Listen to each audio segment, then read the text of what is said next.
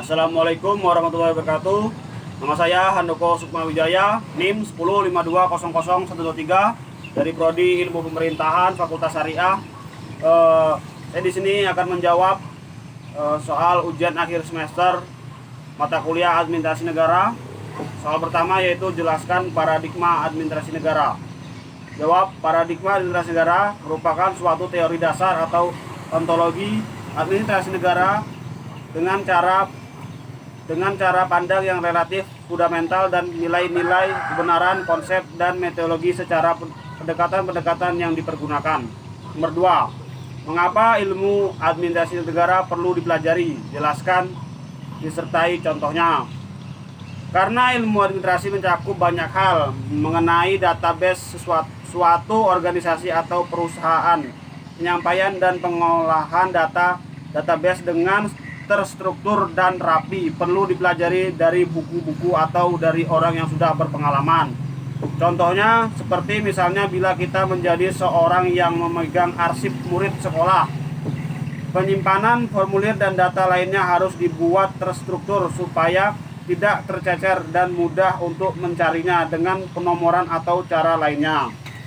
Soal nomor 3. Mengapa kehidupan manusia tidak bisa lepas dengan administrasi negara? Jelaskan beserta contohnya. Karena administrasi negara memberikan informasi tentang data seseorang yang sewaktu-waktu dapat kita gunakan untuk keperluan dan merupakan inti yang sangat dibutuhkan agar segala urusan dapat berjalan lancar ketika membutuhkan hal yang fakta yang tercatat secara rinci. Contohnya ketika kita mendaftar di sekolah, jika tanpa administrasi yang handal, pendaftaran siswa baru di sekolah akan kacau karena terdapat ratusan atau ribuan yang mendaftarkan di suatu tempat masing-masing dengan selera yang berbeda. Nomor 4. Jelaskan hubungan administrasi negara dengan ilmu sosial. Administrasi negara adalah salah satu bagian dari administrasi umum yang merupakan salah satu cabang dari ilmu sosial, yang mana administrasi negara mempunyai kaitan erat sekali dengan kelompok ilmu sosial seperti ekonomi, sosial, antropologi, psikologi, dan ilmu politik. Nomor 5. Bagaimana dampak perkembangan teknologi terhadap administrasi? Jelaskan disertai contoh. Jawab.